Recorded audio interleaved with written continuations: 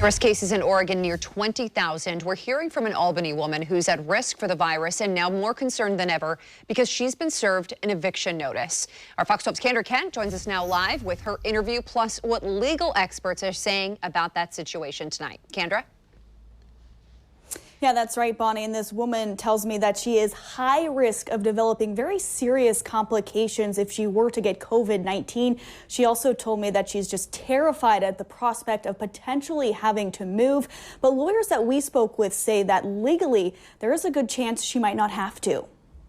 I'm very close to homeless. For Joe Ruggles, these tough times just got a lot more frightening. I don't find the HUD housing. I don't have nobody here. Ruggles says it's this notice from her landlord that's putting her over the edge. I just started shaking like I am right now. I haven't stopped shaking since. It's an eviction notice posted last week on her door at this Albany triplex.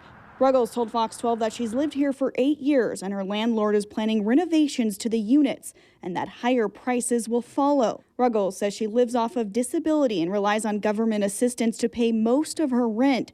She says she can't afford to pay more and she fears that moving during the pandemic could be a death sentence. If I catch coronavirus, I know I'm doomed to go out and about when I've been home.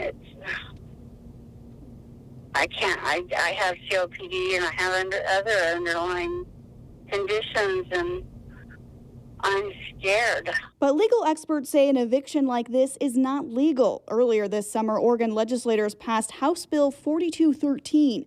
The rule gives tenants special protections because of the pandemic, including options to delay paying rent. The Oregon Law Center also says HB 4213 also puts temporary new restrictions on landlords, saying during the emergency period, landlords cannot give a notice of termination without cause or file for eviction based on a notice of termination without cause. The only exception is that a landlord is allowed to give a tenant a 90-day notice to terminate the tenancy if the landlord is selling the home to a buyer who plans to move in.